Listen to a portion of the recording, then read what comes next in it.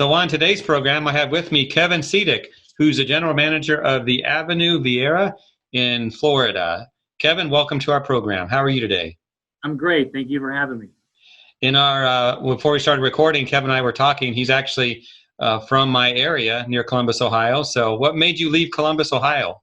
Well, I've been in shopping centers now for about 24 years, and I really started my career in multiple cities. But I spent the majority of it in Columbus, Ohio, working for Easton Town Center in Columbus, a fantastic location, and took some opportunities with them for a lot of years.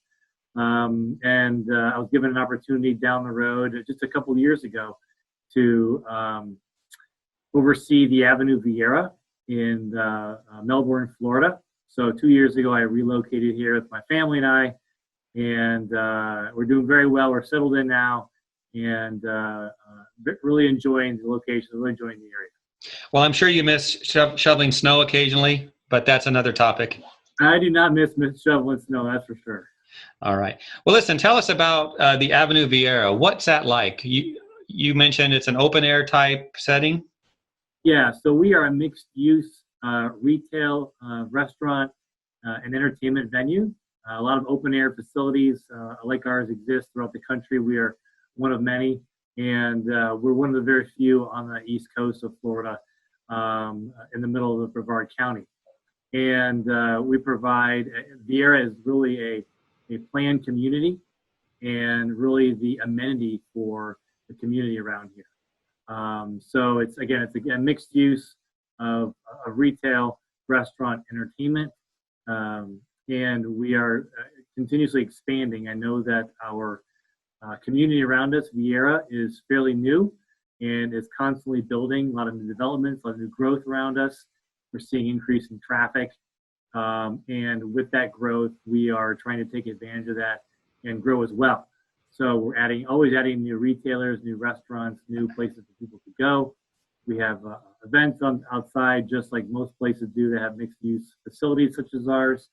We just recently announced, Sephora and Lululemon have signed on to join us here coming up in the fall and the spring. So we're excited about that. So we're really taking some extreme and beneficial measures for not only for us to grow and succeed, but also for the community to really be more involved and of course, benefit from what our growth is. Mm-hmm. So with that in mind, what was a specific trigger or triggers that drew you to GBAC STAR Accreditation, which you received recently?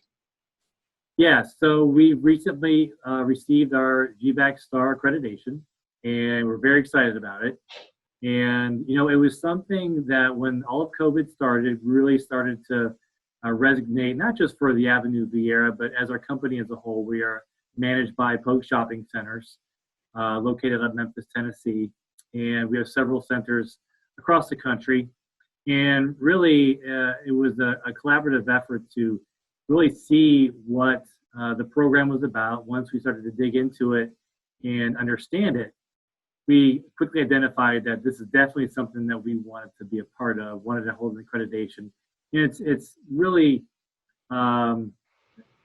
it's the peace of mind that we're providing to the guests, to the employees who work here and come here every single day, and really to try to strive to make sure that we are one of the locations that really kind of give that safety and comfort to guests coming out. Yeah. So besides comfort and safety to your guests, what about your staff? Staff as well. I mean, staff has been it's been a big adjustment for everybody, and my staff is not exempt from that. We have to, not only do the guests coming out have to change their way of doing things with social distancing and masks and hand sanitizer, but we have had to do the same things internally. Procedures, changing the way we clean restrooms, changing the way we handle chemicals, changing the way that we handle any common space or areas in which customers are going to frequent. It's been a comfort level on their side of the fence as well, that we're providing additional equipment, safeguards to protect them, because they're the ones at the front line. They're the ones that have to go out there, do the cleaning, make sure things are looking good, but they're also the ones coming in contact with a lot of these potential infectious diseases or areas that they need to frequently sanitize or disinfect. So when you started the process, you noticed you couldn't help but notice there were 20 elements to review and to adapt to. Do any of those stand out as especially challenging or difficult? You know what? I think, like everything else with the new norm, we have to change our way of thinking on various things. And I think when you're having to take a procedure you may have been doing for years and completely change it around or make some adjustments to accommodate it, I think it's expected nowadays. I think we're now getting into the community mantra of masks are everywhere, hand sanitizers are everywhere. Are we making sure we're washing our hands more frequently? And I think making those adjustments to our procedures is a bit of a change, but I also think it's a welcome change. I think people are feeling more safer, healthier, and it just really helps the overall process. Mm-hmm. What about the other aspect of the process? Anything that was easy you were already doing? You know what? A lot of the measures that were taking place we were already doing, which was good for us. So it made it a little bit easier on the transition. So a couple of those elements, such as emergency response situations when dealing with severe issues, or we have to involve 911 and first responders. I think security and our housekeeping teams and facilities teams have already a procedure in place for that. So really that didn't require as much change other than changing some of the chemical usage and things of that nature and clean up afterwards. Mm-hmm. But some of the other areas were a bit more of a challenge. I think when it came down to dealing with the intensity of what kinds of chemicals we're using, which ones are actually taking care of the problem.